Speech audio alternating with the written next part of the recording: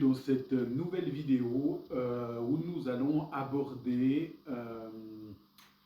peut-être un peu plus rapidement que les autres, l'occidentalisation du Messie.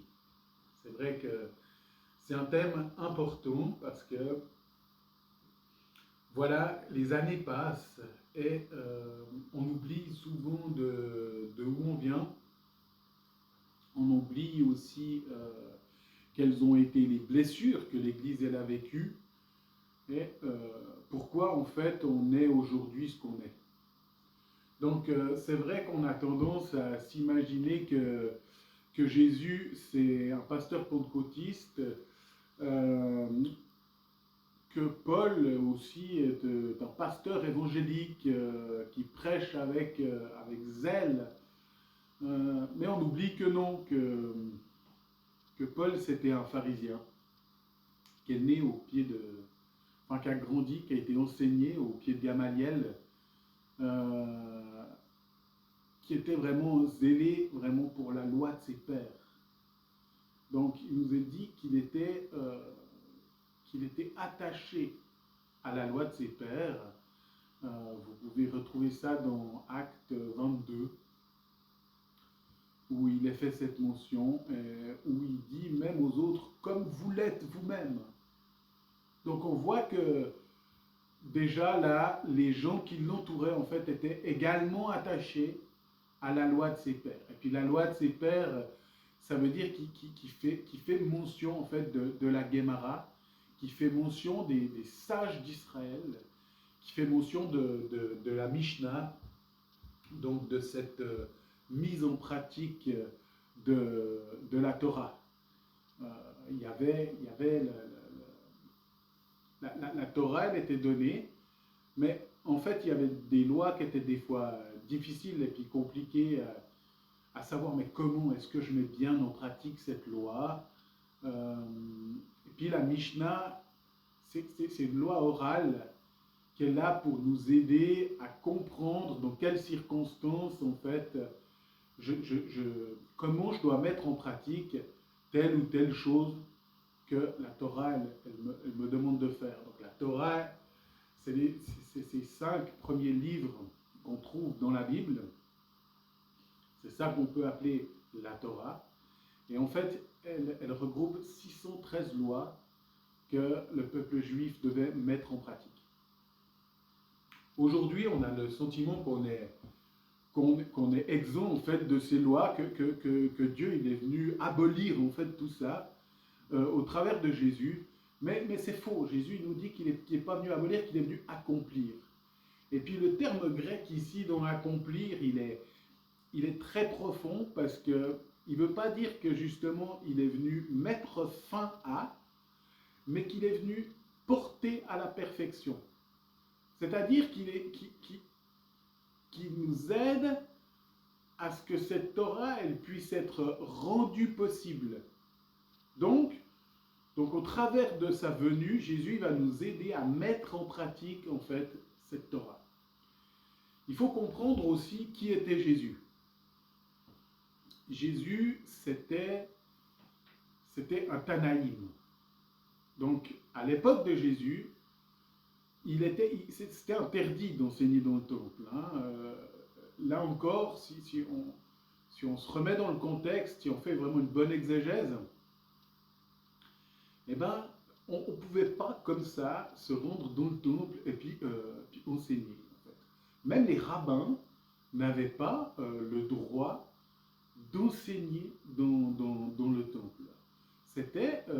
Le temple, c'était vraiment un endroit pour adorer Dieu, pour louer l'Éternel, où il y a des sacrifices qui étaient faits pour qu'on puisse être pardonné et puis qu'on puisse être lavé de nos péchés. Ensuite, on allait à la synagogue, et puis c'est lors de notre passage à la synagogue le samedi, en fait, qu'on était enseigné. Mais le temple en lui-même, ce n'était pas un lieu d'enseignement. Et il n'y avait que les Tanaïm qui étaient autorisés à enseigner dans le temple. Les Tanaïm, c'était des génies de la Torah, c'était des rabbins euh, qui avait une connaissance de la Torah, en fait, qui était bien supérieure aux rabbins de l'époque. Et c'était eux qui dispensaient la Mishnah, qui pouvaient expliquer, en fait, comment mettre en pratique la Torah. Donc, par exemple, dans la Torah, ben, il nous a dit qu'on ne peut pas prendre du son, en fait, parce que dans le son, c'est la vie. Donc, en fait, on n'a pas le droit de consommer le son. Cette consommation, elle implique tout type de consommation. Donc, on n'aurait pas le droit d'avoir une prise de son. Et puis, ben là, la question, elle se pose. Donc, je suis en train de mourir. Qu'est-ce que je fais de cette loi? Est-ce que je meurs? Ou est-ce que j'ai droit à une prise de son? Et puis, c'est là que la Mishnah, elle entre en action, où elle vient nous dire, non, ben voilà, ben, la vie, en fait, vaut plus que la loi. Donc, tu as droit de prendre une prise de son afin que tu vives. C'est pour ça que Jésus, il dit, voilà, le Shabbat, il a été fait pour l'homme, puis pas l'homme pour le Shabbat. Si vous avez une brebis qui tombe dans un puits, eh ben, qui sait qui ne va pas aller la ressortir de ce puits? Donc la vie de cette brebis est plus importante que le Shabbat. Donc on voit là la pratique que Jésus il met en avant de la Mishnah, voilà cette explication. On voit aussi dans le Sermon sur la montagne où Jésus, il va justement, il ne va pas abolir la loi, mais il va peut-être même la durcir en fait. Vous avez entendu dire que, mais moi je vous dis que, hein, vous avez entendu dire qu'il ne fallait pas commettre d'adultère, mais moi je vous dis que si vous avez déjà regardé une femme que vous l'avez convoitée, vous avez déjà commis un adultère dans votre cœur. Donc il est en train de mettre en avant la Mishnah à ce moment-là, puis de dire, voilà, la loi elle dit ça, mais moi je vous dis que dans la pratique des choses, si vous avez déjà regardé puis convoité, c'est déjà trop tard en fait, vous avez commis le péché. Donc il faut comprendre qui était Jésus, que c'était un Tanaïm, que c'était un génie de la Torah, que voilà, il n'était pas forcément avec un sac à dos là, comme on peut le voir dans Chosen, qu'il n'était surtout pas avec les cheveux longs, vu qu'il nous est dit dans la parole que c'est une honte pour l'homme d'avoir les cheveux longs. Donc on voit que les images qu'on a aussi reçues, elles nous perturbent, que l'Église, en fait, au travers de son parcours, nous a amené à croire en un Jésus qui n'est plus celui de la Bible. Euh, Tellement même de passages sont déconnectés, en fait, de ce qui se passait vraiment. On voit aussi quand Jésus, il fait un fouet, et puis qui chasse les marchands du temple. En fait, il avait pleinement autorité pour faire ces choses. C'était pas. On dit, ah voilà, il s'est mis en colère, il s'est mis en colère. Non, c'est pas que il s'est mis en colère. C'est qu'il a agi comme un prêtre Kohanim, qui étaient les gardiens du temple. Il y avait les Kohanim, c'était ceux qui faisaient respecter l'ordre dans cette enceinte du temple, vu que c'était un lieu saint, un lieu consacré à l'Éternel. Pour devenir saint, pour être consacré à l'Éternel, ces Kohanim, bah, c'était les gardiens du temple et ils faisaient respecter une loi vraiment de sainteté dans ce lieu. Ben, Jésus, en fait, il joue le rôle d'un Kohanim et il chasse les gardiens du temple en disant, voilà, vous en avez fait une caverne de voleurs, c'est pas juste, c'est pas la loi, c'est pas la Torah, vous n'avez rien à faire là, quoi. Donc partez d'ici. C'est pour ça que là, on voit même dans le passage biblique que les pharisiens le reprennent pas du tout par rapport à ça. Les pharisiens, ce qu'ils n'ont pas supporté en Jésus, c'est qu'il s'est fait l'égal de Dieu. En se déclarant fils de Dieu, il s'est fait l'égal de Dieu. Donc c'est même pas qu'il ait dit qu'il était le Messie, parce que il y a eu plusieurs qui sont venus, qui ont dit qu'ils étaient des Messies, et puis ben, ça n'a pas créé de combat ou de problème. Donc c'est pas ça, c'est que Jésus s'est fait l'égal de Dieu. Et on peut voir ça dans l'évangile de Jean. Dans l'évangile de Jean, c'est un évangile qui est un midrash de Kippour. Donc un midrash, c'est une histoire orale qui nous raconte l'histoire de Kippour. Et puis Kippour, c'est la fête du grand pardon.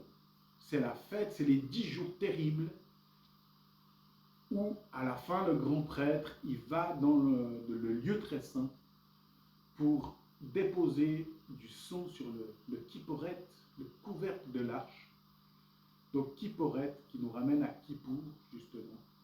Donc cette couverture, cette protection, et Jésus c'est une couverture, une protection sur nous. C'est le parfait Kippour qui donne son sang, justement. C'est son sang qui nous protège, son sang qui nous lave. Donc Jésus devient ce kipporet pour nous, en fait, afin que nous soyons cette manne qui puissions mettre la Torah, ces 10 commandements en pratique, afin de fleurir comme le bâton d'Aaron. Donc Jésus est le parfait Kippour. Et dans cet évangile de Jean, Jésus, il va dire 7 fois « je suis ». Et en hébreu, le verbe être, c'est pas qu'il n'existe pas, c'est qu'on ne le prononce pas. Parce qu'il n'y a que Dieu qui est. Donc, je ne peux pas dire « je suis un tel ». C'est seulement « moi, un tel ».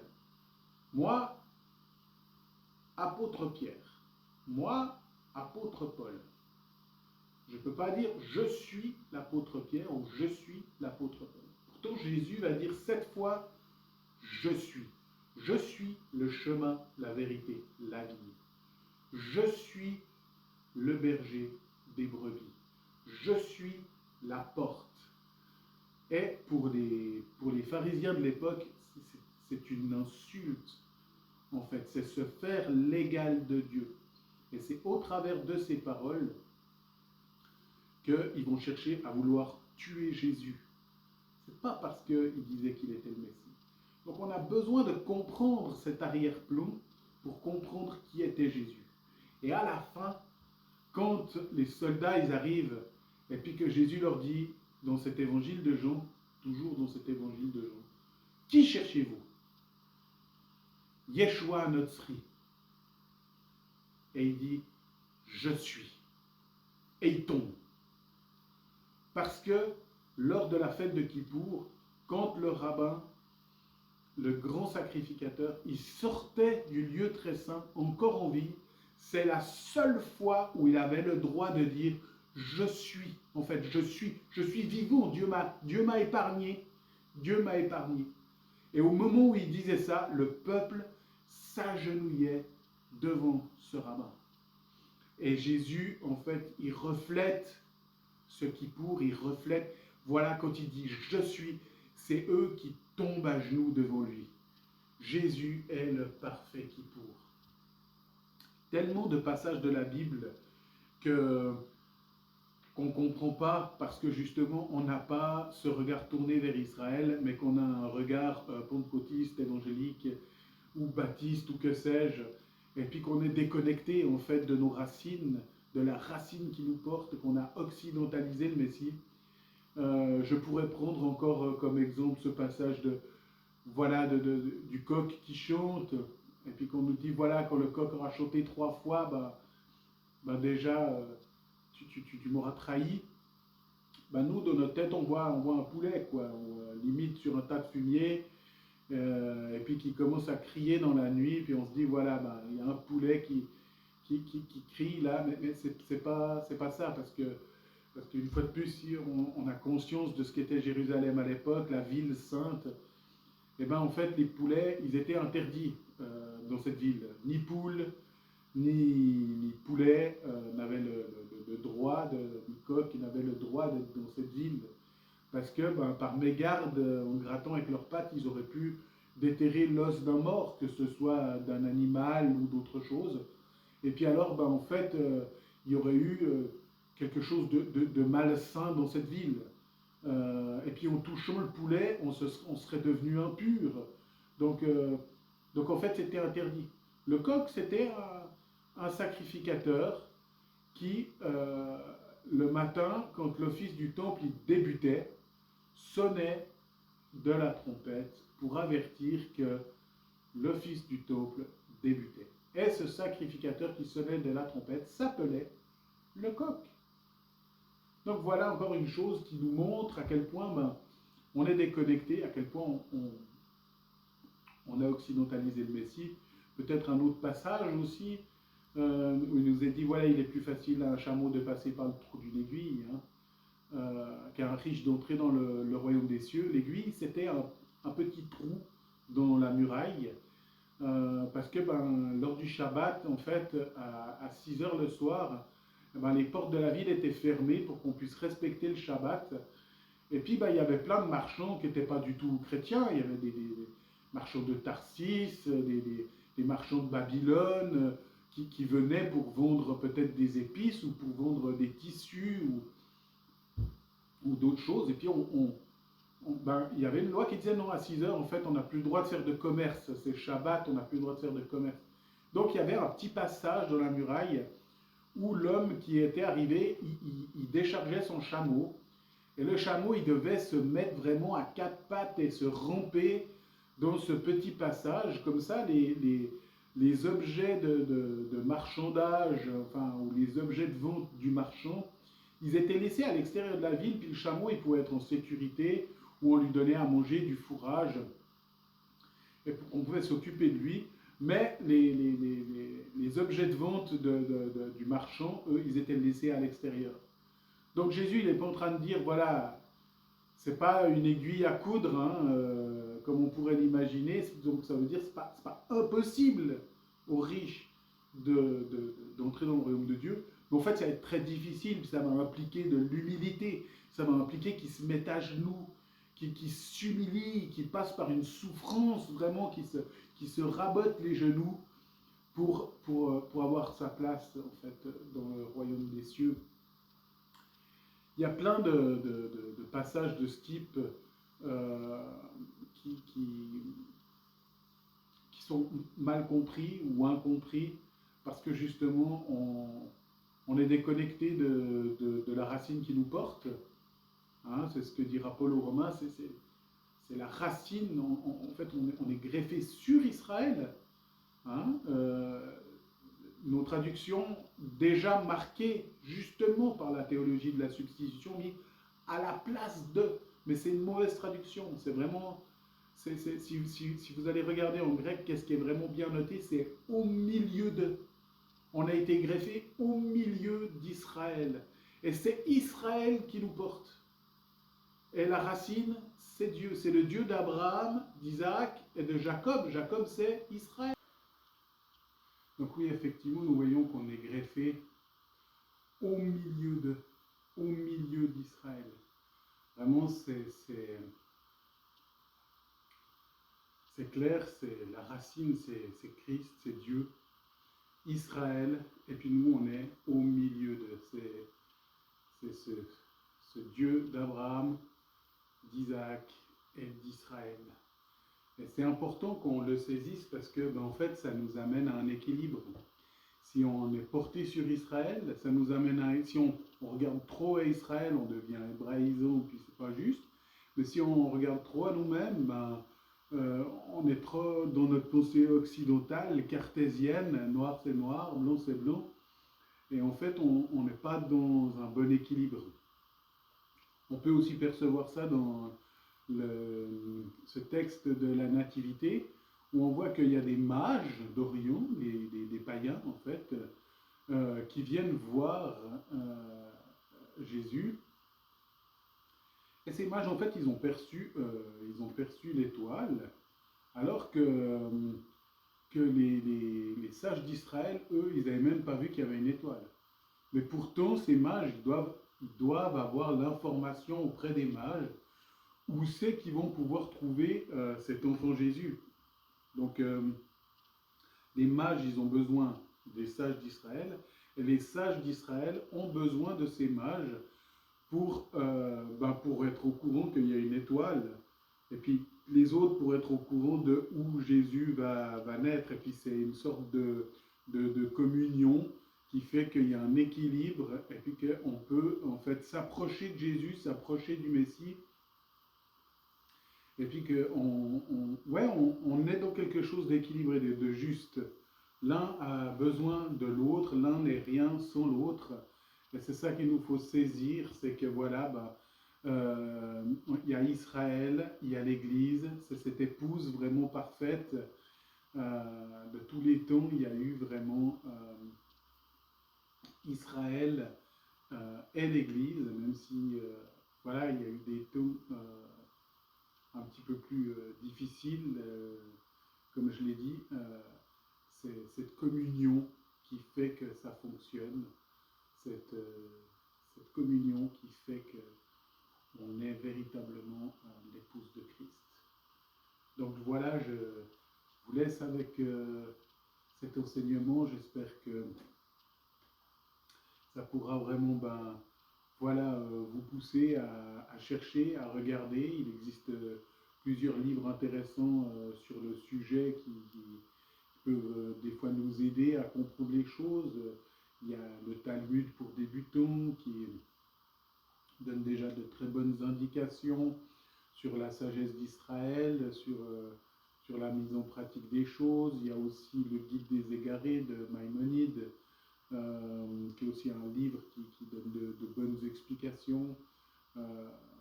On retrouve facilement en fait de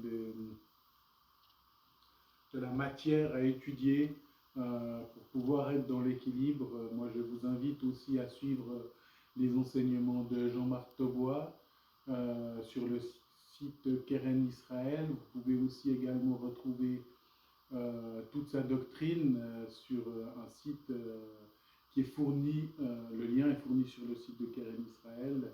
Je l'ai mis également en lien sur cette chaîne. Et vous pouvez aussi suivre la chaîne Au cœur de la Torah de mon bien-aimé frère Philippe Dehoux, qui aussi aborde des points très importants avec vraiment un regard juif des évangiles. Et vous aurez de quoi vraiment être nourri, je pense, au travers de ces trois liens pour plusieurs années, je dirais. Il y a tellement de nourriture que voilà, il y a de quoi faire. Enfin, que ces vidéos puissent vous bénir, puissent faire qu'on a toujours les regards portés sur Jésus, qui suscite la foi, qui les mène à la perfection, que vous puissiez voilà, me dire dans les commentaires ce qui vous a plu, si vous avez des questions, ce que vous n'avez pas aimé. Merci de partager, de relayer ces vidéos, de vous abonner, de mettre un petit pouce. Et que le Seigneur vous bénisse, vous garde, et qu'il fasse luire sa face sur vous. Amen.